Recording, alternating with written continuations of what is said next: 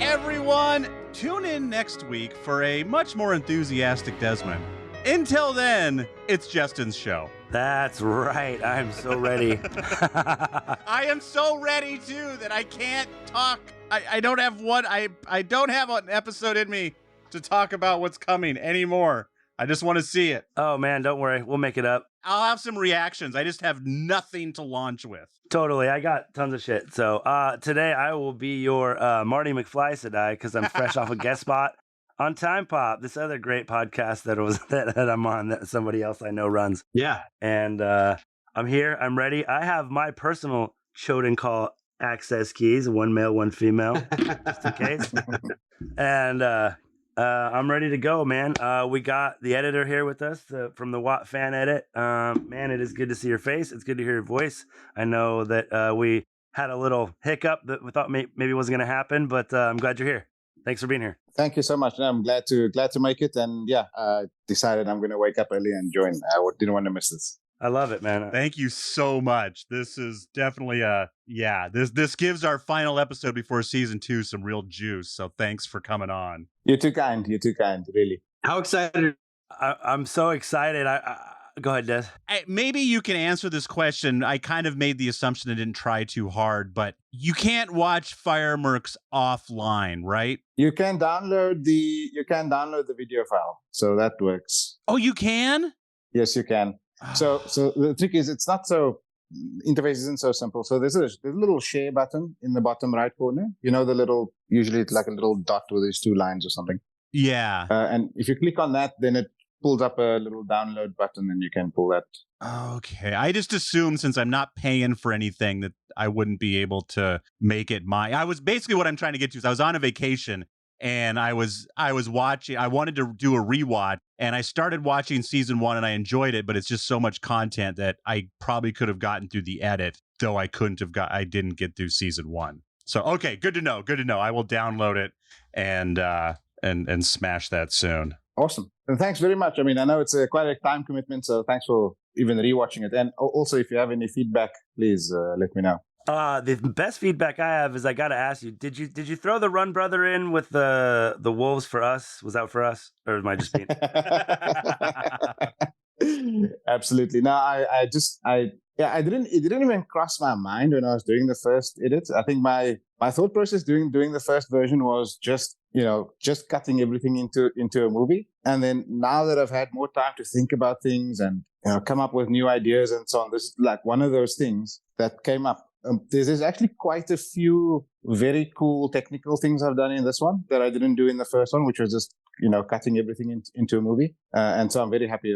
And the subtitles are one of those. Oh, you got subtitles? For the Wolves. Oh. Did you guys? Okay, so these guys, they're not on Twitter. When you see Twitter, it's me. Okay. All right. Cool. 90% of the time. So I try to send it to these guys. Jeremy's not on Twitter. I try to spoil. And before I get into it too much after this conversation, I'm going to ask you how much you've been paying attention because I don't want to ruin anything that you're trying to avoid. That being said, he's been doing some tweaks lately. And like when Perrin is kind of staring at the wolves during the White Cloak attack, like they bark at him and he put a subtitle in that says, "Run, brother, run," and Perrin's like, and it takes off. But it's like, that's direct drop from the book. And I thought that was really cool. One of the other things you did, you dropped the 360 spin motion, which I kind of like, but I liked how I saw the clip that you put that was less spinny, and I thought that was cool too. So that was just 2 of the things that I noticed. There's actually quite a lot of changes, even though ultimately it's the same film with the same story arc and so on. But there's a lot of small and medium things that I've done to smooth things out. A few of the reviews that came in pointed out some inconsistencies or some rough, edits, cuts, basically. So I smoothed things out. I reduced other scenes, and then I added in new scenes just to keep that continuity, or I lengthened some scenes so that the edit is a bit smoother and so on. So there's a lot of that. Ultimately... Did it shrink or grow a lot? 5 minutes less. That's about it. And not for lack of trying, right? Like I was setting myself the objective of getting it down to 4 hours, and I cut out whole scenes, did a watch through, wasn't happy, was having sleepless nights to say, look, now it feels like a fan edit instead of an actual film that someone decided to make end to end. And I thought, no, I'm not satisfied with that. I'm going to add it back it's gonna take me back to my original sort of length. But I'd rather have a long film than one that feels like it was. I don't, like, I never wanted it to feel like an amateur job, like it was cut by a fan, with existing footage. I wanted it to feel as if this was how an editor would have cut it into a movie. So I sacrificed length to get there. But I think it's better for it. Speaking for myself, that's how it went the first time. I mean, me and Jeremy still talk about the way that it came together. So there were so many times when we rewatched the first season, and I would be like, oh, I totally forgot about this because in your version you'd cut it out, and I was like, oh, this is so superfluous, you didn't need it, and you cut it out, and I was like, yes, that got to the point, and it got to the heart of the matter so much sooner. I loved it. Jeremy, I was watching Lost today, dreaming about your 20-minute edit. Oh my god. My 20-minute edit would be like yeah. They crash, there's Desmond, the end, no one knows. Everyone's dead. They were dead the whole time, but they're not. And I have not watched one episode of Lost, so I don't have a clue what you're talking about. You're a better man for it. Trust me, I promise you. You're a better man for it. No, you hundreds of hours you would have wasted your life on. That's a series that's definitely sort of journey before destination, because yeah, the destination not so much. It's about the journey, man. Seriously. Okay. I'm freshly lacquered too, trying to get in with the Sean Chan, just two. Trying to get in the low blood. Got the side shaved, you know what I'm saying? You got to grow it out. We're doing it. Nice. Okay, we're all caught up. I'm going to try to keep Desmond from recording until 10 o'clock tonight because I'm not going to shut up. So, editor, it's great to see you. I'm glad you're here. Jeremy, Desmond, there has been so much happening. I know you guys aren't on Twitter, and I tried to send you, I don't know how much of it you watch. I try to send you the clips. What have you seen, Mr. Editor, on Twitter? Have you been watching all the clips? Have you seen what came out today? So since this week, I've stopped looking at things because I want to try and go in as fresh as possible. So I haven't seen the Logain Rand scene. I know it exists. I know there's a Nynaeve accepted test. I haven't looked at it at all. Interestingly, I can leave that out if you'd like. Yeah. Let's sort of leave out any detailed descriptions of what goes on in there. I'll be very vague about it. Okay. That's fine.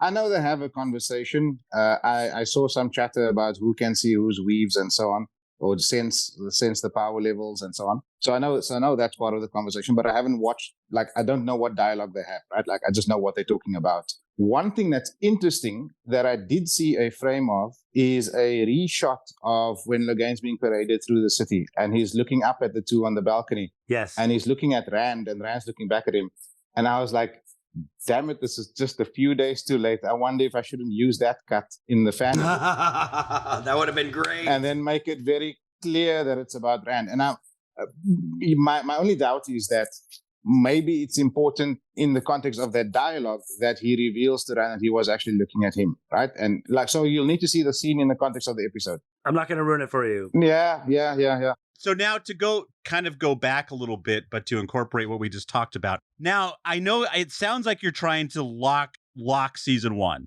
Just lock it down. More or less. Now, if something comes up, like, could you see yourself, like, if something gets over-explained in season 2 and you realize that you don't need that short scene from season 1, would you consider going back and taking it out? Or vice versa? Yeah, look, it took me, 10 weeks to put out version 1 and another year and a half to put out version 2, right? So I'll reluctantly revisit it, but exactly this type of thing, right? So, for example, if this conversation is like really material to season 2, and the fact that the boys didn't realize who Logain was looking at is very material to that discussion and has to be in season 2, then of course you rather keep the matte clip in season 1 and show the truth in season 2 that he was looking at Rand.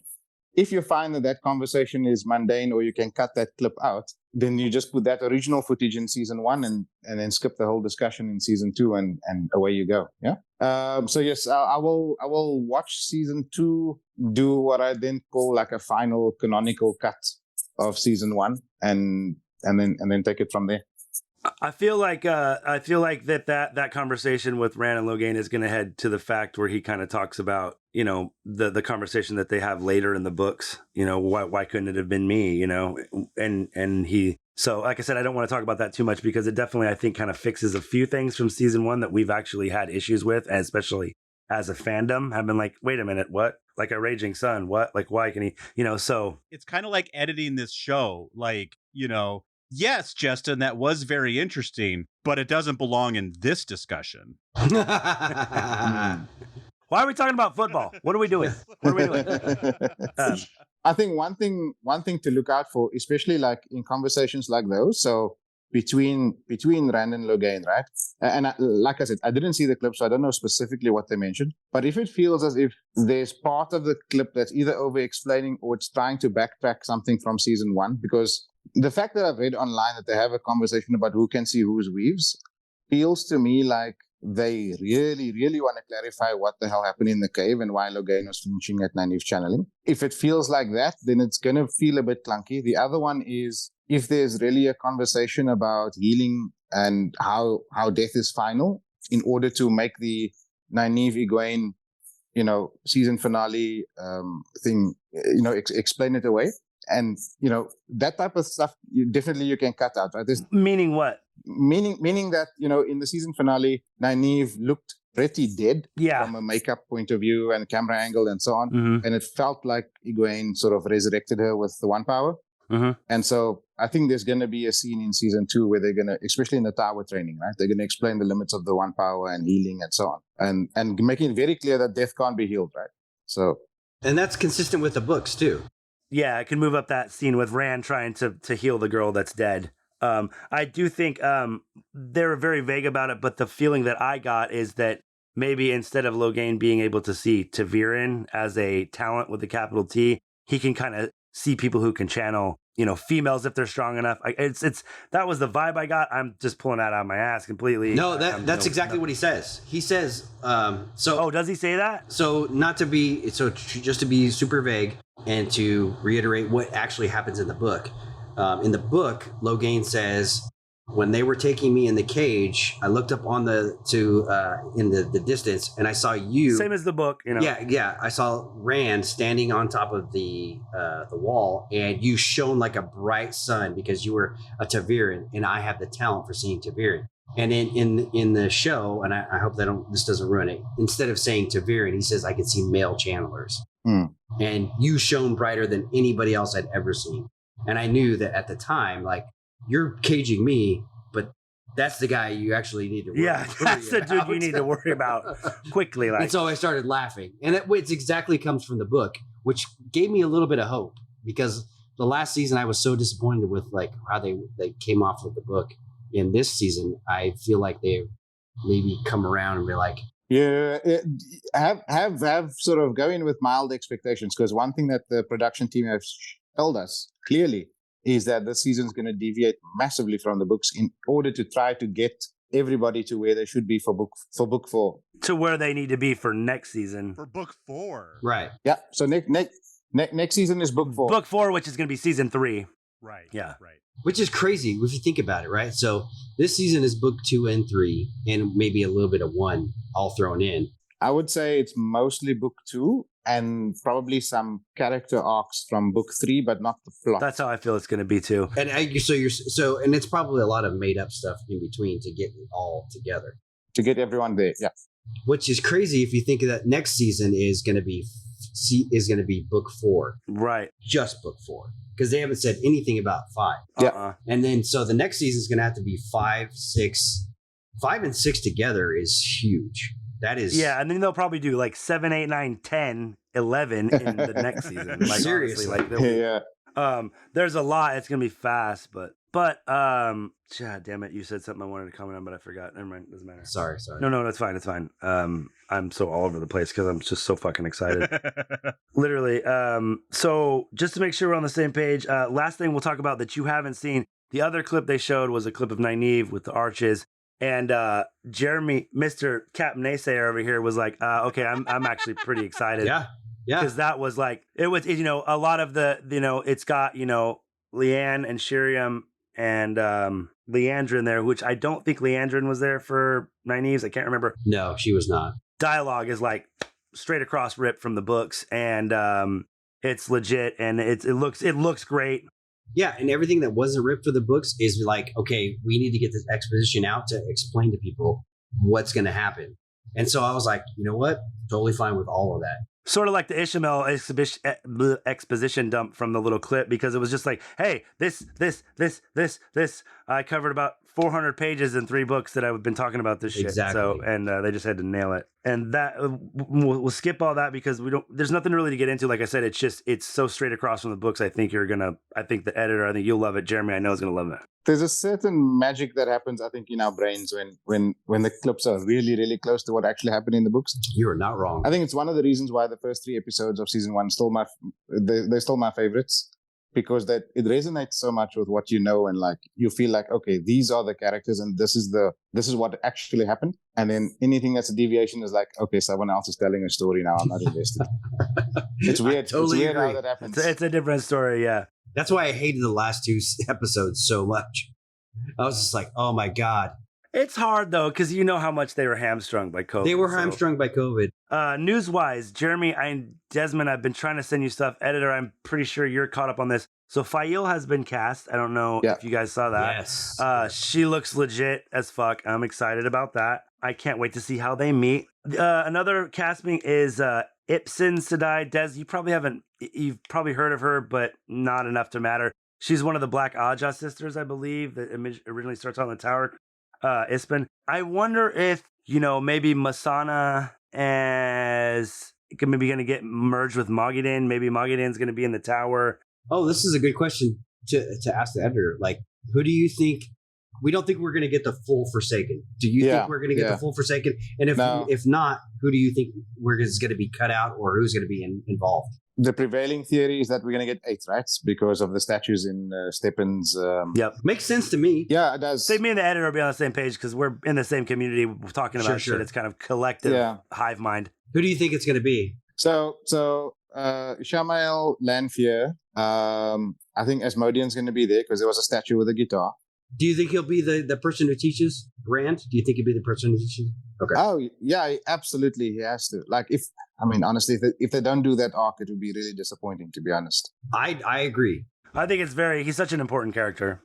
Yes. And then Demandred, right? So those are the 4. No, I said Ishmael. That's 4. No, that's 4. You said Ishmael, Lanfear, Asmodean, Demandred. Samael? There's going to be one more dude, either Samael or Raven. I think they might combine them, or I think they would combine them. I think they'll combine those. I think who's gone is Agenor, Balthamel, and Belal, because they're not hardly do anything in this season. Seems like Ishi's going to kind of be Agenor-ish because of the way he's like with the Trollocs, Yeah.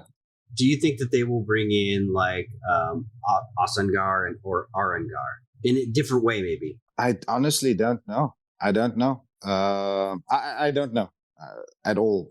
It's too early to tell. Yeah, I was actually thinking about that the other day, though. I think Moradin needs to exist in the back half of the season, of the show. Really? Do you think so? I think. Do you think it'll be a different guy, or? I think they would bring back the same actor. See, my thoughts are. I get Billy Zane, man. Yeah, my man. I knew I liked this guy. This man is a genius. I just feel like, returning people, it's like they're going to have to start really setting that up. I would love to see Asangar come back or Arangar come back. But also, I was thinking about that the other day. Like, will Moradin come back? Because you kind of have to because of the way things end. You kind of have to have the new, younger, uninjured. Why even doing the show if you're not going to stick to like some of the really, really big ticket things, right? I'm right at the end of Memory of Light right now, listening to it. Okay. So good. So that's my question. So, we know the ending, right? Yeah. Do you think... Des doesn't. Okay, Des doesn't know the ending, but we know the ending. Sure. Do you think they stick with the ending, as controversial as it would be, because of... You're talking about one actor becoming another actor, basically, and then... Yeah. It's very difficult to do. People would be so confused. That's what I said, but you got to start setting it up now because it's so important. Okay, I agree. It's important, but I don't think that American audiences, Amazon, people are going to be like, they're going to dumb it down. They're going to be like, nah, we're not going to do it. It's a good question. Without giving it away, I think maybe there's a few changes they'll make, right? Yeah. So I think Rand will become Billy Zane at the end. Yes. Yes. If that was true, then that would be perfect. That would be the shit, actually. The literal Billy That would be Zane, though. so great. I think certain people will die who didn't die in the books. Let's leave it there. Really? Okay. I think so. Well, we've already seen that with Agomar. I mean, I think Agomar's pretty dead. Yeah, I think narratively it makes more. It's more satisfying, especially for a TV audience. Yeah.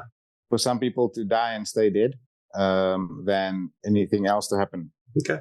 All right. There are fake deaths in the series. I won't call them fake deaths, but there are deaths and reversals of deaths that happen in the series. That you need. Unless you see him dead on screen. Well, there are some that are dead on the page and then not dead in a Return to life. exactly. So you have to use that sparingly, and you have to explain the mechanic very, very well.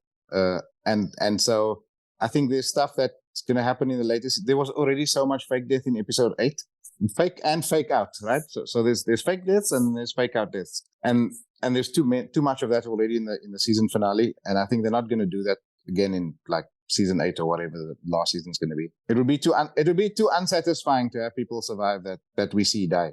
Yes. Plus, you have a main character faking his death at the end of season 1 and staying dead for most of season 2, as far as everybody knows. Also, I was hearing that it's been 2 years since they've had the Battle of the Eye of the World. I'm hearing more it's like 5 months. So what have you heard about that? I haven't. I think I also read this thing about 5 months. I always assumed it was going to be a small time jump. It can't be years because, I mean, what the heck have they been doing in Faldara the whole time? Because they do in the trailer show the shot of them sort of heading out on horseback, right? Like, they don't actually show them leaving Faldara, but they show them out on the plains. Well, Min's already left Faldara, and then it shows is that Perrin and the Shannarans, right? Leaving Faldara? That's Exactly. what I'm assuming. Exactly. Okay. So it can't be that many months later, unless that's also a flashback scene. Yeah, so I'm going to guess. I think that 5 month statement is probably accurate. Let's see what happens. But 5 months is almost like what the book probably was like. They were probably in Faldara. That makes a lot more sense. So, But that's like pretty close to what they were there for the book. And they do have to spread the time out, right? Because we know, well, without giving it away, but we know that the entirety of the series takes an incredibly short amount of time in the books, right? And impossibly short. Crazy like short. It's crazy short. And I think in the show, they're going to have to lengthen that out, right? It's going to have to take in-universe time of like many, many years, right? So, and I feel like they're setting that up already. That's when we were talking about the 2 year jump. I was like, whoa. Yeah. But it makes sense. That's the one thing we told Desmond. We're like, yeah, the whole book series probably takes 4 years. I think that's what it is. No, less. It's 2.5. Yeah, 2.5. Yeah, like just under 3, I think. Yeah. So let's see. Speaking of exposition dump, some news dumping. Hey, Barney Harris. There was a bunch of interviews. They pointedly say that character. They don't say his name. They don't even really say. They just say season 1 Matt. Wow. Okay. He is linked, and he is done with another movie. It is not even on IMDb yet. It's called Magpie. It's a horror movie. That's what I found. So he's not dead, and he didn't quit acting, and He's not dead. Thank God. He didn't murder anybody, as far as we know. We love Barney. The other thing that I did find is that he's actually, and I don't know if you've seen this at all, he actually had to take legal action against Google to get them to remove some articles about, they didn't specify, but I'm assuming one was him being like an anti-vaxxer, or that he had some sort of a major issue with the cast. None of the cast have come out and said anything. Nobody's acted like he was a problem. And the one thing that I did see a quote from him is he said, my family was going through a lot and I had to be there for them. So, if anything, he was like, it was very, very personal, not anything to do with the show or anything like that. it happened during COVID, and he was like, I'm not coming back. Yeah. It was a very personal reason. It didn't have anything to do with showrunners or actors or in issues with other actors. It was just like, I need to be there for my family, and you need to take down these articles that aren't accurate. And that was all I could find. And he's in a movie called Magpie, which apparently is a horror movie that's supposed to come out next year, I think. But anyways. Good for him. Glad to hear that. Yeah. So he's all good, which is good. That being said, just a few YouTube interviews I've seen with Donald and the smirks, that dude's already Matt to me. Yeah. Anybody else seen it? Jeremy, did you watch any of them?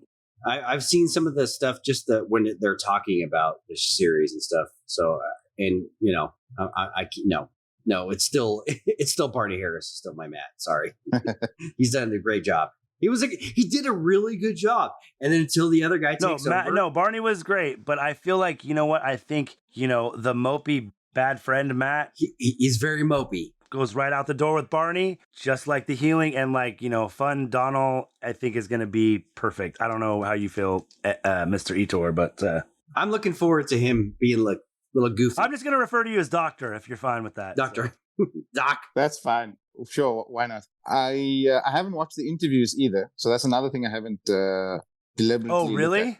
Yeah, I read about them. I mean, I've seen on Twitter like people's key takeaways and so on, and it looks like they do give away quite a lot in the interviews. There were some interviews that really goes deep into plot and so on. So I decided now let's I wait. didn't see that. I watched as many as I could find because I'm a psychopath like that. There are some more recent ones, I think, in the last few days that have give away a little more. Yeah, what happens during the season and where characters end up or who they're with or what happens to them and so on. Yeah, that's true. One of the things I saw from Perrin, all of them are very excited and know the source material, which makes me incredibly happy. Yosha, he's on his first reread. He's read all the books. The kid who plays Rand, and he is talking about how, you know, when Rand gives a child a coin, it's not, you know, it's because of, you know, his empathy, and he sees the bigger picture, you know, and the fact that Yosha sees the bigger picture is really cool. Yeah. And even Perrin makes a comment of about, well, you know, Marcus Rutherford makes a comment that Perrin was just kind of crying in the corner all season one, right? You know, he's like, you know, you get to be more of a character this season, and they're also excited about what's about to come out and what they're already working on in season 3. It makes me very excited. Yeah, same. I'm hoping that season 2 has a lot more action, number one, and a lot more sort of, you know, like a lot more momentum. I think the middle of season 1 got really bogged down, and surprisingly very little action in the season compared to like in the books. They're constantly in battles with Trollocs and hiding and fighting and so on. They're running, they're fighting. It was Winter Night. It was episode 4, which was more of a skirmish than anything else. And the finale was a bit, not even a bit, it was extremely underwhelming, right? So very underwhelming. Yeah. Yeah. It's interesting how Robert Jordan writes, because he takes so much time with and I don't know if this is on purpose or if he just gets legitimately excited and starts writing faster, but like he takes so much time to explain the smallest details. The finales of these books are fast. Extremely fast. After 2,000 pages of garb on certain characters in a city, like, yeah, it takes them like 10 pages to wrap it all up, and you're not wrong. I think book 1 is like that, right? Like especially like the kind of the entire journey through the Blight to the Eye and so on is just like the last 5 chapters. Yeah, totally. It's crazy. It's like when you on a reread, you don't even realize, like, wait a minute, I'm 99% through this book, and when are we going? We're still stuck in Feldado. Yeah, totally. Yeah, I just finished 3, so that's all I've read. Okay, and I'm going to start 4. I need to take a breather, so I'm going to start 4 after season 2 airs. 4 is the best one. It's going to blow your mind. 4? Completely. Yeah. It's really good. 4 is where the series stops being Lord of the Rings and starts being its own thing. Very cool. Yes, absolutely. Like starts really being its own thing. It's not this sort of the way to characterize it. It's an expansion of the world. Yeah. You go to locations you haven't been to before. Well, it's when the world becomes whole. You go to locations you haven't been before, and you get lore dumps that like you just learn about the whole world and the prophecies and all of these and the histories and the future and so on. Like there's just a lot. So I'm guessing after his editor, speaking of editors, got a hold of book 3, they just gave him $1 million and said, "Take your time." Something like that. I'm guessing. It seems kind of like it seems like it's on pretty secure ground for now. He told him that, like, at the beginning he was like, I can get this done in 3 books, and then he was like, I can get it done in 5 books, and then they were like, Take your time. You write them, we'll sell them, baby.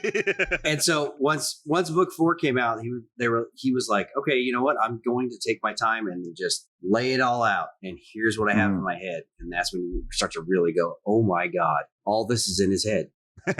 Yeah, totally. I know that's insane to me just to have that much in your head. Yeah. Okay, going back to the interviews a little bit. Sorry. So if you see Rand teasing season 3 and like you see him just like holding in his excitement to want to talk about things, it's awesome. You get to see the comfort level. Like at some point, Rosamund Pike's kind of like answering a question, and she just kind of like leans back and kind of like leans over, and, like puts her arm kind of over behind Josha, you know. And it's like they're so comfortable and they have that vibe. It's so cool. You know, I love how much, you know, Zoe Robbins is like, even though she's like, I'm glad I don't have social media because I just fucking ruin everything. Because Yeah. I love her for that too. I'm so proud of what we've already done and what's to come, you know, and everybody, like all of the actors seem so all in. It's just awesome to see. Like, Jeremy, you should literally find some of them, dude, and watch them. Or even if you got to wait until halfway through the season, editor. I've watched all of them. Oh, really? Editor too. Like, Yeah. I think you'd be happy with, you know, they're really giving Rand, like, he gets to have input on the character. Like, the reason why his head shaved this season is because Yosha. He's like, you know, I think you try to hide his heritage and try to change things. And that was Yosha's thing. So he's like, I love being in those meetings. It's really cool. Another interview thing, Daniel Henney would rather sponge bath a Trolloc than to brush and floss a Fade. Yeah, well, obviously. You don't put your fingers anywhere near a Fade's mouth. No. Editor, I know you're on Twitter, so I'm sure you've seen Kevin Angus. I'm not sure. Yeah. He's obviously got some inside people on the Wheel of Time. People guess / know that he's probably the guy running the Twitter account, right, for the show. I'm thinking It seems. he's obsessed with Trolloc nipples as well. Yes. Yes. So Him and Justin, you know, are obsessed in with one of the press junkets, though, you know, it's literally his question, and the first question to Daniel Henney and Zoe Robbins is, "Which would you rather do?" And Zoe Robbins not Zoe Robbins. I'm sorry, Egwene, Madeline. I'm drawing a blank on her last name, but it's those two, and she kind of laughs at Madeline Kahn. It's Madeline Kahn. No, Madeline Madden, thank you. And Jasmine's no. She kind of laughs it off, and Daniel Henney's just like, "Oh wow, that's a tough question." He gets all serious and shit. Yeah. So great, I loved it. Let's see. You know, one of the people obviously has a screener, and you, if you haven't seen this, Doctor, he says, you know, Lan goes through a. Should I take out my earphones for this? No. He just says Lan goes through a lot in the first 4 episodes, and you know, that's interesting to me because you know, obviously there's going to be some differences in how him and Moraine's relationship is, and so I'm curious. That'll be not book stuff. So I'm curious to see how they handle it. You know, Like, I hope it's strong material, because the worst thing is to deviate from the books and then put something weaker in, which they did, you know, in some parts of season 1. As long as it's like really strong and really captivating, I think it'll be good. yeah, I completely agree. That's one of the things. So the other day I was watching the new Guardians of the Galaxy movie, and I have zero like love for Guardians of the Galaxy as far as books or, you know, anything like that. But the movies I've always liked. And when the 3rd movie came through and everybody was kind of like, man, I didn't like it, I was like, I love that movie. It was so good. It was really They all good. came together at the end. I was like crying at the end. It was so good. And Because you like bad stuff. I do. I like bad stuff. But I like things that are like really well written. It was a great and they movie. have a What are you heart. guys talking about? Exactly. It had heart. I haven't even seen it, so So now I know what Desmond feels like when he's watching these shows where he has zero input as far as when it comes to the books. He doesn't care. He just wants the show to be good. Is the show good? And that's fine. Totally fine. For me, I want the show to be just like the book was. And if it deviates 100 at all, like, I am so upset. I will always advise people to, if there's a show and a book and you're not sure which one to start, I'll always start with the movie or the show first, You're smart. because then you get the kind of unfiltered experience, and then go read the books, because typically the books are better. Yes, almost always. Almost always the books are better, and the books are the books are More detail. The books are canon, right? And the show is always an adaptation. So you go watch the adaptation without any preconceived notions, and then you go read what the canon, like what really happened, Sure. and then you get to appreciate both. If you ever read first, like I've never picked up Lord of the Rings, which is a shame to say. What? Really? Okay. I genuinely did try, and I found it very, very, very, very, very, very slow. It's very slow. Very slow. I tried to read The Hobbit too. It's the same thing. I was like, ugh. You know what's really good is the novelization of the movie Jaws. Okay. Peter Benchley's. No, hold on. So first it was a book first, then it was a movie. And then they novelized the movie. Did they really? So the book Oh my adaptation of the movie was better. I agree with some of that shit. I'm so sorry. Never mind. I take it all back. Whatever I was saying. All right. Sorry to interrupt your actual point there. No, I was just saying that Sorry, we totally derailed him. damn it, sorry. I lost my train of thought completely. You fucked it, Des.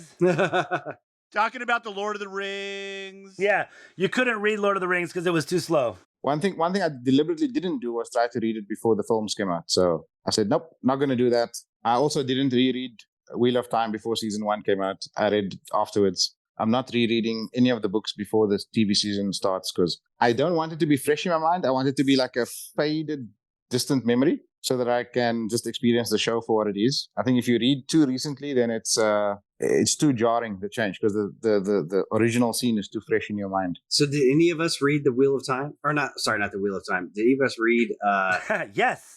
What? Did any of us read Lord of the Rings? Anybody? Nobody? None of you? Wow, okay.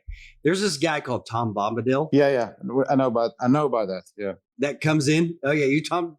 Yeah, and it is super weird. Like Lord of the Rings on acid type of things. It is super weird. You should read it just for that. Just for the... You realize by getting through the first 3 Wheel of Time books, I have doubled the amount of pages I've read in my life. Yeah, that's probably true. You're probably right. I'm not proud of that. That makes me a terrible person, but it's a fact. I'm a terrible person and a horrible father. Terrible person. So you're reading the books. You're not doing the audiobook thing, yeah? No, I am doing. No, he's totally doing that. that. Yeah. Okay. Yeah, I listened to the only reason I got through book 3 was by putting it on double time and going for a long drive. And I listened so much faster. Like Jeremy started reading Gathering Storm, right? Still on it. Halfway through. I started listening to Gathering Storm at the same time as he started. I am now about 3/4 of the way through Memory of Light. Okay. How do you even put Gathering Storm down? Because like once you start it, I've already read it. All three of them, just like, brrr, you just got to keep going. I'm a very busy man. I'm sorry. He's got electric trains to build, man. He can't be reading these books. Call me Bobby Bacala. You're an empty nester and your wife's got tons of hobbies, bro. You have lots of free time. That's true. Doctor, have you seen any of the posters that they put on Twitter with like the cryptic things? still can't get used to that. Is there something you'd rather us to call you? I don't know what to say. Well, he's a PhD. He's not an MD. He's got a PhD in Wheel of Time. It's fine. No, I did see all the clues and things they were dropping. Could not make heads or tails of it, but I knew someone in Twitter of Time would figure that out. The character posters look really cool. I think the pairings are good. The Matt and Min pairing, I don't know if it was because they were the 2 leftover characters or if they're genuinely going to be in the same scene or whatever. I was gonna say you're taking my question. Then, do you think that it's going to be giving any clues because everybody else kind of seems to be characters who may be together? Yeah. Do you think that it's gonna be Matt and Min together? Maybe I was thinking maybe Matt, Min, and Nynaeve go after Egwene and Elaine because they don't go when they take off. So I wonder because Min evacuated Faldara at the end of season 1. There's no chance. Well, she probably went back to Tarv Island because she's a bartender there, right?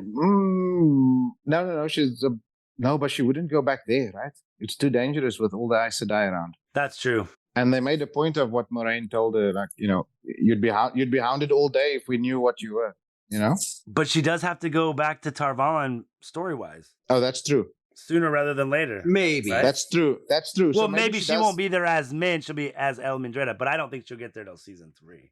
I wonder if that caravan doesn't maybe evacuate and goes down to the White Tower for protection type of thing, and that's how she ends up there. That's what I was thinking. It's a hell of a distance. They should just go to the next borderland town if it was me. But yeah, maybe that's kind of what they end up doing, and that's how she gets there. And we know Matt is there already, so yeah, could be that. Could be that they have screen time together because they're both in the same place. That's kind of what I'm just kind of thinking about. That'd be interesting. One of the other posters that I thought was really cool.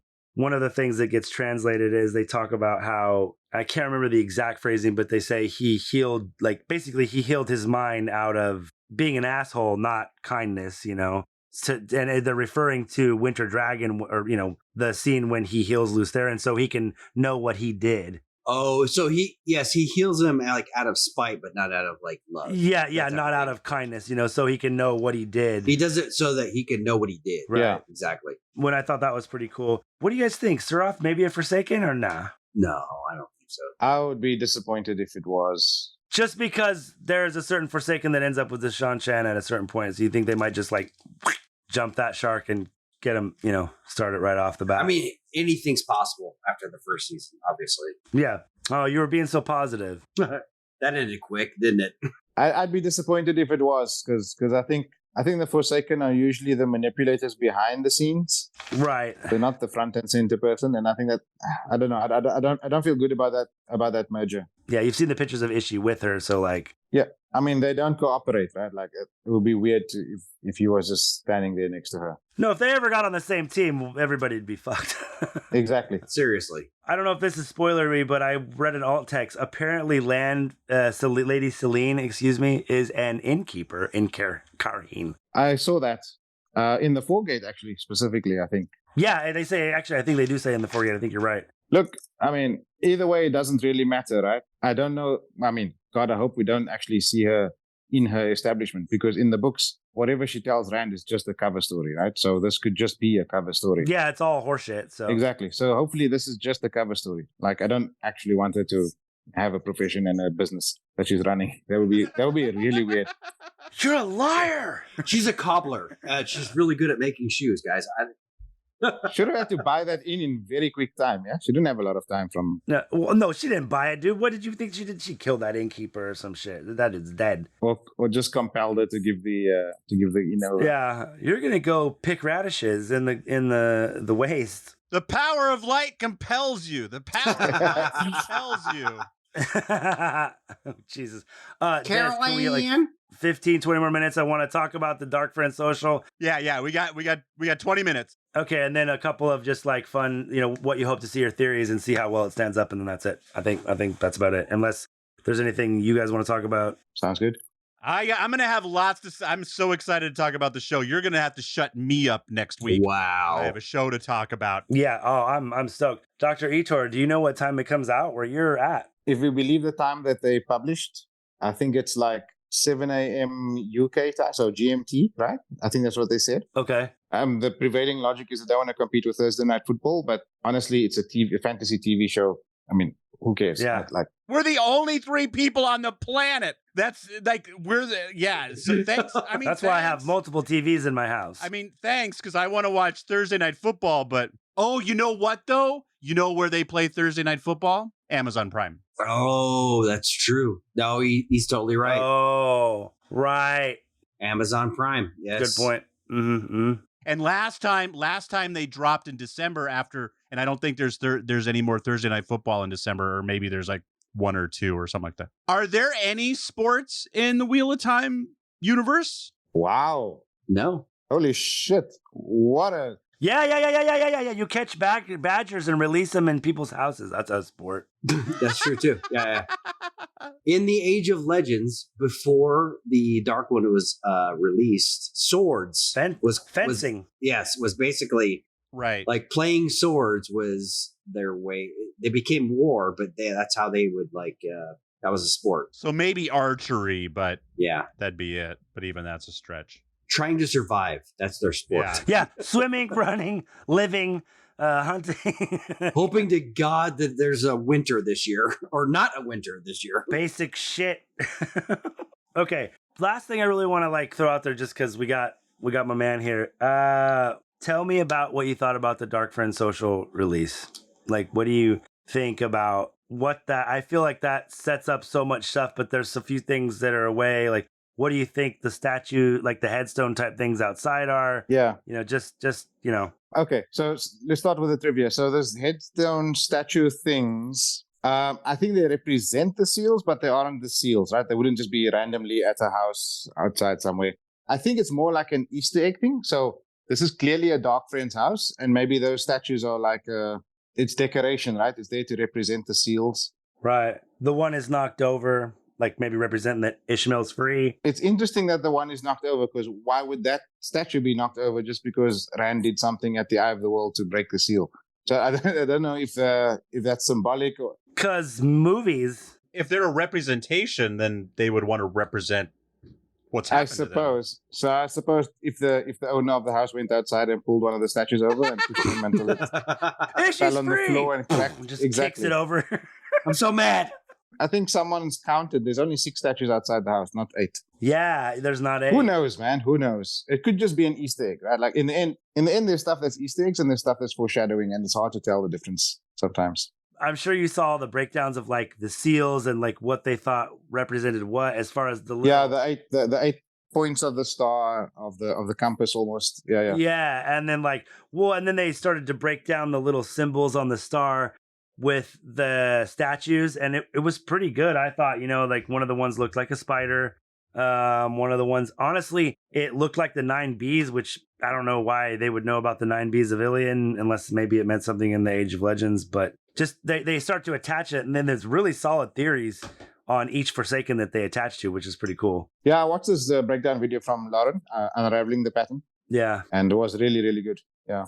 That dude's solid. His videos are really good. He's freaking amazing, man. Like, I think he's like quality-wise probably the best like Wheel of Time YouTuber that's out there. Yeah, as far as like theorizing and stuff, like I love John from What Up. He's always got scoops. He's always got news scoops. Like that's where he's at. Dark Friend Social. Little girls, she's a tinker, right? I thought so. There's been speculation, and yes, the clothing does look like Tinker's clothing. There's also speculation that it could be Amadician style clothing because it matches the description in the books. But I think I saw the clip of the actual thing matching one of the Tuathawan in season 1. Oh yeah, okay. Look, for me, visually as a TV viewer and as a TV audience, you're not going to expect people to think anything other than that's a Tinker, because it doesn't even matter if it's Amadician clothing or whatever. You're just confusing the audience because it looks too close to the Tinker's clothing. So I'm pretty sure that's going to be a Tinker girl with her mom. Are you talking about the linchpin of the entire series?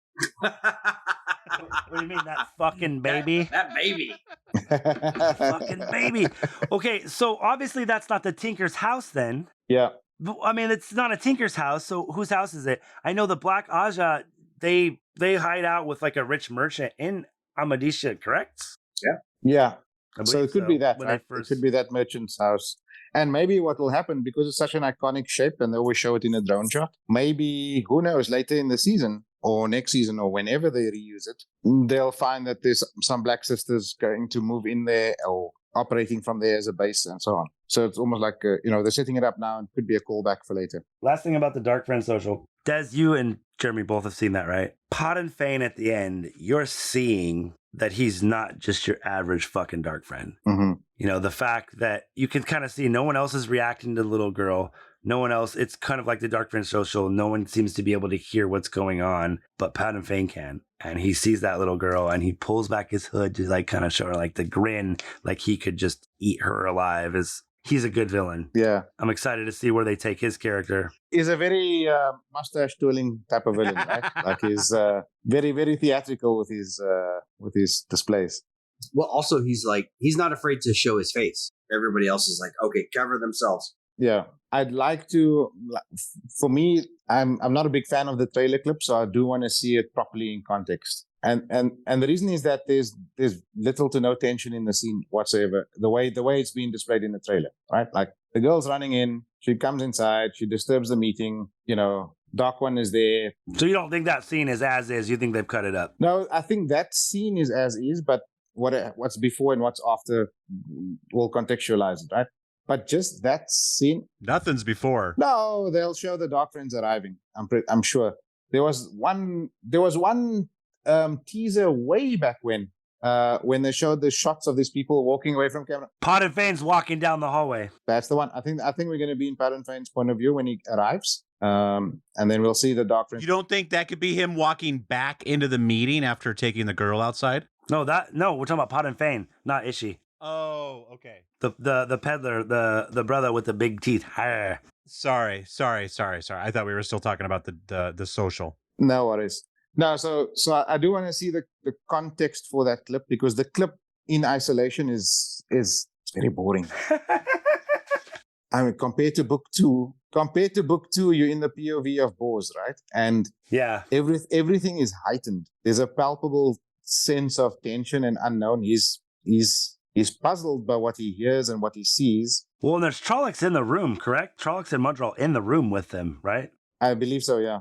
So that would be... Exactly. And everyone there is like, because people are standing there walking around and people are coming to serve them drinks and whatever, it feels very dynamic. And obviously you're sitting inside his head, so you feel the tension from what his thought process is. The way it's shot in the show, because look, and this is why I say you need that scene before, right, to really establish what this is and so on. What they really show in that short clip is Dark One is chattering about some random nonsense. Not random, but like he's just talking, right? It's a board meeting. You know, the chairman of the board is giving the guys his strategy, and yeah, he's pontificating on his plans. A girl runs in. He calmly sort of, and kind of just as you would with a small child, you know, calmly like takes her outside and so on. Everyone's sitting around. I know Paddon Fane opens his hood, but like everyone else is just sitting there. So I want to see them. I want to see them being either channeled into being static or being scared of Ishii to sit still and not move, right? Otherwise, it's just a scene in which no one's reacting. That's just not good television. So I need to see the before and after, right? Maybe they got bound into those positions, and after the meeting's over, they get released or something like that. And then you think, how can Paddon Fane even move if he's supposed to be bound like the rest were? That's what I was saying. I feel like he's starting to show you that he's, you know, something other than just a normal Dark Friend already. Who do we think the two Aes Sedai that are there are? You shouldn't discuss that, right? If you haven't finished all the books. Fair enough. We're bad about that. I'm okay. No. Don't. There's some. We're not spoiler free, but you know. One reveal is okay, but the other one you need to read. And you need to get very, very, very. He knows. He kind of already knows, but he knows. He'll forget. Oh yeah, yeah, exactly. I've definitely been told directly and forgotten it on this podcast, without a doubt. Yeah. It's fine because I know him well enough, like to where when it comes back around, he's gonna be like, "Holy fuck!" Yeah. Spoilers aren't that big a thing for him. He's not a big deal. Like he's not like, eh. Okay. Yeah, he doesn't give a shit. I'm in deep. So yeah. I would. I think one of them would be a bad giveaway, like what you're saying. I think is a certain Blue Aja who, you know, not a blue, a different one. But anyway. Yeah. Well, I'm thinking of a certain blue that I think's there. So. Oh, okay. Interesting. I'm thinking of a brown. Anyway. I know who you're thinking of. Yeah. Also, that was one of the clips that you say, no spoilery. You just get to see Varen kind of doing this with some weaves in one of the clips today. And I was like, ooh. Oh, okay.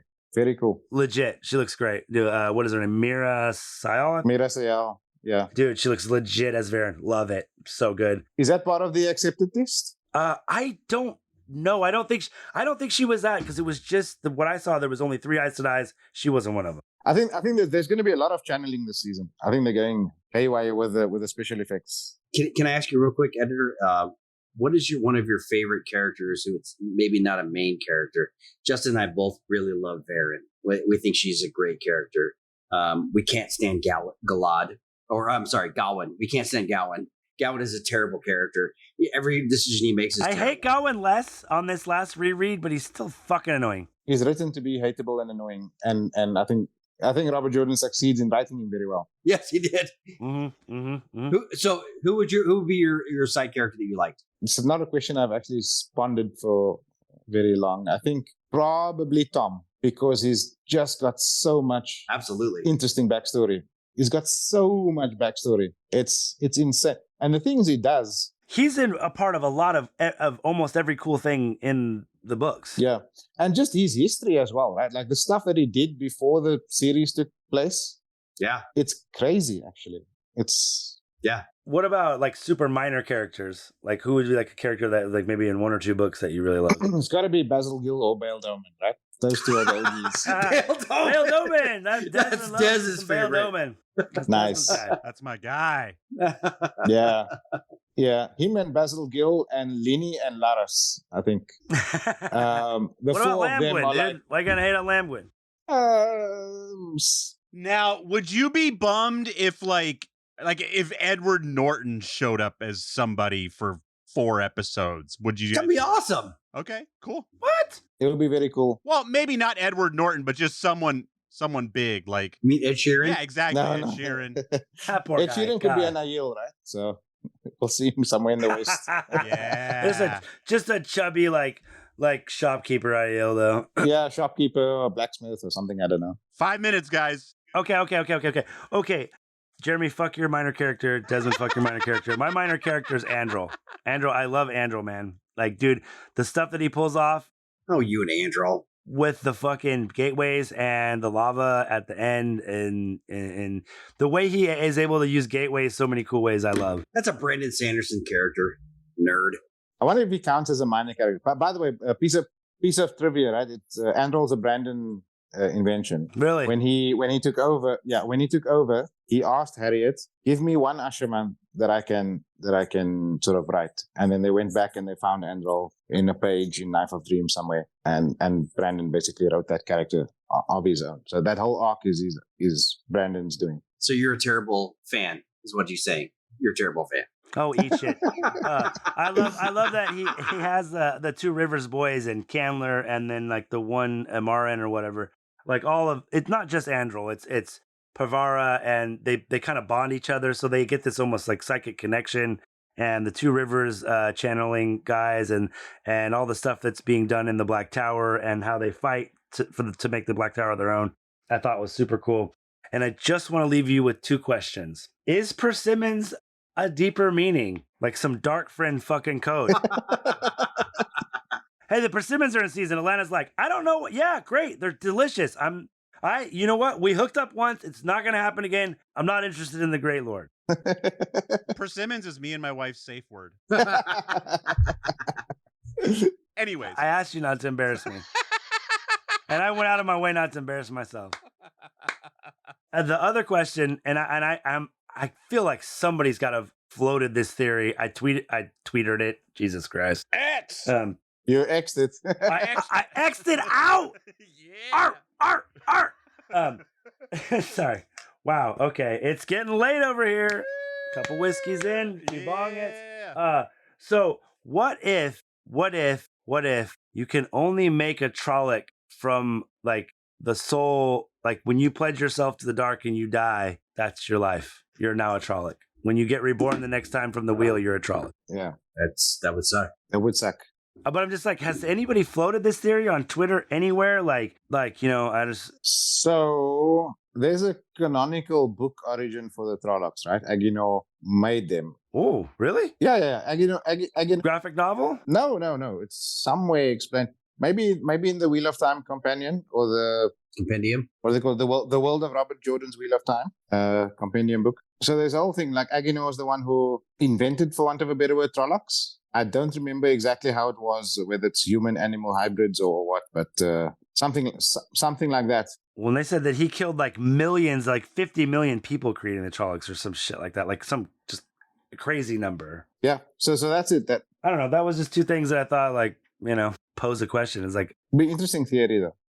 It wouldn't really make you want to join, right? Like if you think in my next life I'm going to be a Trolloc. How's that good? well, that's like fine print shit. You know what I mean? They're like, oh yeah, sign here, and they're just like, oh, by the way, when you die, you'll become a Drakkar, a Trolloc, Or a Murdral? maybe something in the blight, like a worm. No, Madrals are born through Trolloc. It's true. Doing it. That's true. Yeah. They're throwbacks of the DNA of Trolloc. There's a smell. Yeah. Trolloc Yeah. sex. Ugh. Delicious. And what are they having sex with? Like, so gross. Trollocs are gross. That's how they season your corpse before they eat you. Oh God. I'm sure there's a rule 34 for Trollocs as well.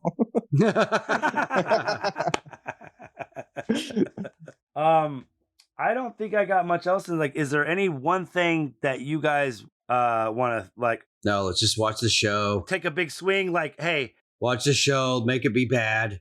Make me be sad. Oh, you're dead. You're gonna be dead to me. I will divorce you as a cousin. Or something that you just like, man. Jeremy, is there one thing that if you saw would make you forget about every other shitty thing? No. I don't say shitty thing from my point of view.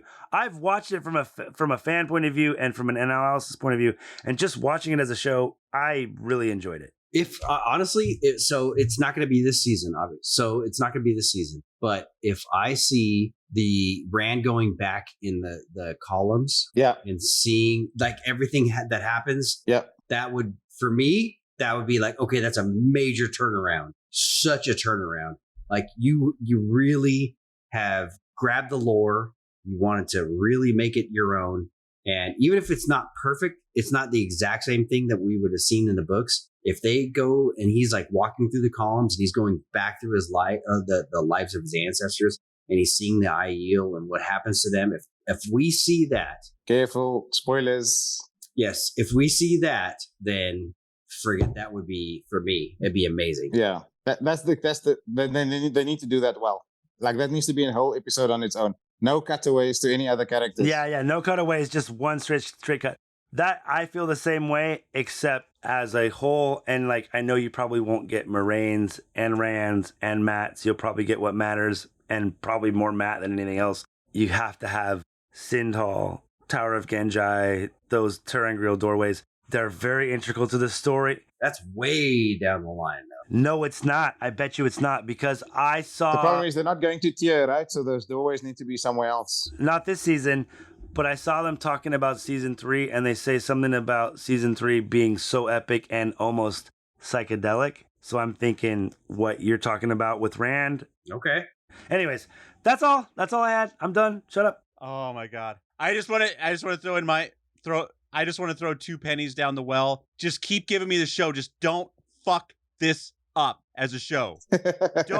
Don't squander your audience by waiting another 18 months for season 3. Don't not pay your actors so they don't want to work for you. So just figure out, make a plan. Do you know, Eddie, have you heard how many episodes or how many seasons they're planning? Is there a plan? We want to do 5, we want to do 6, we want to do they've said that, or that's what you're hoping, Justin?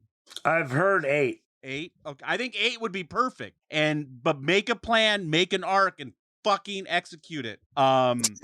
Cause I think this is someone's passionate. I love TV. I'm not here. I would have never read these books. I'm only reading it because the show came out. I am show first, and then the books are my filler. And I like TV, and I don't make any bones about it. And I like this show, and I like this podcast. And I don't want to know what Justin's going to talk about on this show if we run out of Wheel of Time. We'll never. I'm in a constant reread or re-listen, so we'll never run out of shit. And I'll always listen, rewatch Arrested Development, so we'll have something to talk about. I'm telling you, our Patreon audience, we're gonna get the Patreon audience. Nothing but Arrested Development. We're gonna keep adding tiers to it, man. We're gonna have Arrested Development. We're gonna have Parks and Rec. Oh my God, it'd be so great. You watch the show? Jail. If you don't watch the show, also jail. You go to Patreon? Jail. You don't go to Patreon? Jail. Also jail. Also jail. Believe it or not, also jail. Also jail. Also jail. And I think I speak for these other 2 morons with me, Doctor, that honestly, you're welcome anytime. Hit me up if you want to come on. If you want to come on for any of our commentaries, we're going to start doing Patreons where we just watch a fantasy movie. If you ever feel like feeling silly and coming on there, dude, just hit us up and we'll plan one, man. We'll probably do Lord of the Rings at some point. Hell yeah. Probably do extended editions. Because I don't want to. No, God, no. 4 hours? Most of it's credits. I've already had this conversation on here. 30 minutes of the extra 50 is credits. All right. Not a big deal. Yeah, he has actually. That's true. So can I ask editor? What time is it right now? It's 9:30 in California right now. What is it? It's 8:30 a.m. 8:30 a.m. This guy is a trooper. A trooper. Getting up and He is, and you know what? He was ready to go last night. He hit me up at 8:00. Ready to go when you are, and I was like, Oh no! I I'm messed so up the sorry. I time. felt so No, bad. it's I felt fine. like an asshole. It's fine. I just got And I was like, "You're still gonna be here, right?" And he's like, "I'm gonna try, man." And they got this project. He hit me up today, like, "Dude, you're awesome." He's like, it's 8:30 a.m. on Thursday. Well, we're still at 9:30 p.m. on Wednesday. You know, Des, we gotta have this man on a Time Pop episode because he is in the future. He's in the future. totally. That's time travel. Yeah. No, honorary Wolf Brother for life, bro. I appreciate you being on. You have great insight. thanks. Appreciate it. Really. And thank you guys. Really appreciate you giving me the space to, come on and chat about things. Oh man, you're welcome anytime. And if you're welcome to, I don't know if you got to go, you're welcome to stick around for the outro. Yeah, sure. But I want everyone to know, if you want more Editor, there will be more Editor in the future. But past Editor, season 1, episode 39 is when he first came on to talk about his edit. So check that out. And before I roll into my credits, do you have any websites or social medias you want to hype? Yeah, please give where you're going to be. Your season 1 edit was at. Please, it was so good. So if anybody wants to watch it, it's at firemerkstudios.com/Wheel of Time, Eye of World. Anyway, go to Firemerk Studio. In fact, Find the link in our notes. The link will be in our notes. I'll make it easy. I'll make it easy for you. Google Wheel of Time fan edit. It's going to be the top results anyway. So great. you'll find it there. It's on all the different social media platforms. The link to the site. Yeah. And we will be expecting your season 2 edit within 8 hours of the last episode. You know what? Let's see how the season goes, right? And then take it from there. I do have in mind that let's keep an open mind. Well, you can come on the commentaries with us, and that'll be we can work it out with you in real time. What's got to go? Absolutely. No, that would be amazing. That would be great. One thing I wanted to ask you, are you looking forward to this? Like it's like a hobby that you really want to get, like, just sink your teeth into, or like, oh my God, I'm going to waste so much time on this, but I can't not do it. Somewhere between the two, right? Like I'm okay. I do find it therapeutic, right? It's enjoyable because it's a problem that you need to solve. I don't mean the show is a problem. I mean, like, the challenge of editing a season into a movie. Sure. It's an interesting problem. Like, how much do you cut away? If I cut this, how does it affect the rest of the arc of that character or the plot and so on? So it's a lot of you're problem solving, like hundreds of little small decisions. And it's very cool when it comes together. It's very frustrating when it doesn't. Do you feel like a lot more sympathy for people who actually like are professional editors now? Yeah, for sure. And I don't think I didn't feel sympathy for them before, but like, I think there's a lot that goes into it, right? And what I'm editing is the final footage, which is 1 video track and 6 audio tracks. Those guys are dealing with 10 different takes. So I don't even know what size of monitor they must be using, because they've probably got 10 video tracks and different camera angles. And then they've got hundreds of sound channels, and they all have to mix it and all those things.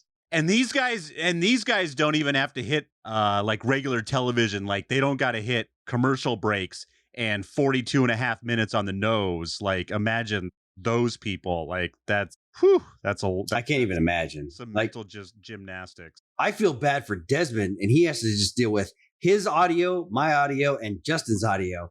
And now, like, my uhs and your nose and my bong hits and my dog's drinking water in the background. He makes me sound so smart, and I am so stupid, and you have no idea. I know. I sound like Barry White, and I talk on this thing like fucking Urkel. Yeah. Thank the light for listening to our podcast. Please rate us. Please like us. Tell a friend about our show. Thank the light. I'm going to ask you again. Please, I hope we're getting some new fans here that are picking up for season 2. Listen to our old episodes. Watch season 1. Watch the edit of season 1 on Firemerk. The link is in our notes. Check that out. And we are doing something very special here starting in September. We kind of hinted at it before. The Wheel of Time, it's open right now. We have a Patreon. We've given you lots and lots of episodes for free. We are going to continue to give you lots and lots of episodes for free. If you would like to help support us, we will give you exclusive episodes just for you. $3, people, $3 a month on Patreon will get you a full-length episode about a different fantasy movie. We don't want to hide any Wheel of Time content from you. So we're going to take a different fantasy movies and talk about them, most likely unfairly compare them to the Wheel of Time. And that is awesome. It's going to be great. And if you are one of the first 10 people to sign up for our Patreon, you get to pick one of the movies we do. So get on there, help us program that's like a year's worth of content is going to be whatever you guys want to watch. So head on over to that. You will also, if we can get 30 Patreon subscribers by the end of September, you're all going to get a shirt. Heck yeah. You're all going to get a sticker anyways. Anyone who signs up for the Patreon in September, you're going to get a sticker no matter what. If we get 30 plus, you're all going to get a bonus merch. You're going to get a Thank the Light t-shirt to show all your friends how fucking cool you are. And we're going to start doing a movie a month? One Patreon movie a month, $3 a month, one movie a month. And if that goes well, people will have some different tiers, maybe beg for a few more dollars, but then give you even more content. We're going to have a lot of fun with this. This is my job. These other people have real jobs that they go to. This is what I do for a living. Some people pay me to edit, but the shows that I do for the fun of it. And so I need to start turning that into a few dollars. And then that's going to go to equipment. It's going to go to merch. It's going to go to our more episodes. It's going to go to more episodes. We're going to get Jeremy an arm so we don't have to listen to a bang on his table. I'm trying not to. We're going to buy tickets to WokeCon. So you can see us there live. It's going to go to great stuff. It's not just going to go to Justin's pot fund. We're going to do good stuff. We're going to He gets it for free. We're going to make the show better. Yeah, man. Check us out on Twitter. We are Wolf Brothers at Parse Ailman. That is Wolf Brothers at Parse Ailman. Send us question, comments, and your theories for season 2. Get them in now where they're hot and fresh. Otherwise, we're going to know you watched the show and you're a liar. Thankthelight@gmail.com. That is thankthelight@gmail.com. If you're looking for another great podcast to listen to while you wait for the next episode of Thank the Light, I'm going to hype one show and one show only. Next Thursday, people. Next Thursday, check out Time Pop. Go to Time Pop, the Time Travel Movie Podcast, and you will hear these two. I do the show all the time. I'm always talking time travel. It's a great show. We're going to double down on episodes of Time Pop. If you're into time travel, you're into movies, fucking check out Time Pop, but especially check it out because it's me, Justin, and Jeremy doing a special Time Pop episode. Guest Chrononauts. Yeah. Chrononauts. Holy fuck, people. I can't not wait. So during season 2, we're going to whenever the show comes out, we're going to watch it as soon as we can, assuming it's not middle of the night. So it might be first thing in the morning. And we're going to record as soon as we can after watch it. And I'm going to get it to you guys. So our release is going to be a little bit later, probably, but it's going to be super fresh after the episode airs. So get ready for that. Maybe Saturday releases. Yeah, whenever I'm done editing it, it goes up. I'm not going to have a release time. It's just going to be whenever we can get done and I can chop and screw it. I'm going to send it out there. And we're going to, in order to do that, they might be a little bit short. You might be like, wow, they left a lot of stuff on the table. That's because we're going to come back with our commentaries, and then we're going to have a whole off season to just strip it down to its nuts and bolts. So we're just going to get our first takes out there hot and fresh. So get ready for that. And we're going to have 3 episodes. We're going to do a different episode for each episode, and those are going to come out right away. We're not going to wait to release, you're not going to get episode 3 weeks from now. You're going to get boom, boom, boom, 3 episodes over that first weekend, and we're going to be off and running.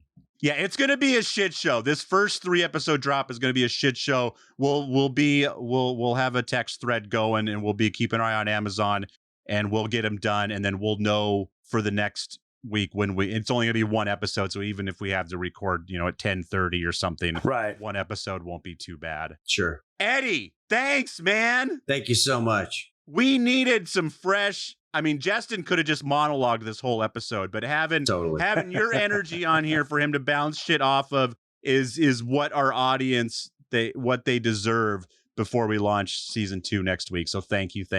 Totally agree. And it's so cool having somebody with a smart accent on the show as opposed to our stupid accents. I know you had a long night last night, and I really appreciate you, getting up, making the time to be here, man. I know the time difference is crazy, so. No, dude, I'll always make the time, and it's really a pleasure to be on. And thank you for giving me the time as well to join you guys. So that was cool. You're welcome anytime, and may you always find water and shade, nerds. Fucking next week, baby. Let's go. Let's go. I am not average, I am not ordinary, I am a masterpiece, you know I do it for me. I am not perfect, no that's imaginary, but I'm a masterpiece, you know I do it for me. And all my colors and paints, all my lines and my shapes, every move that I make, I am not basic, it's self-explanatory, I am a masterpiece, you know I do it for me. Just the way I like it, yeah. I slept until 10:30 because I worked all night, you dummy. Yeah, dummy. Whoop-de-doo. Mixed and edited by Desmond McNeese for We Mixed It, LLC. Go to whatsoundsawesome.com. No, let's not start this.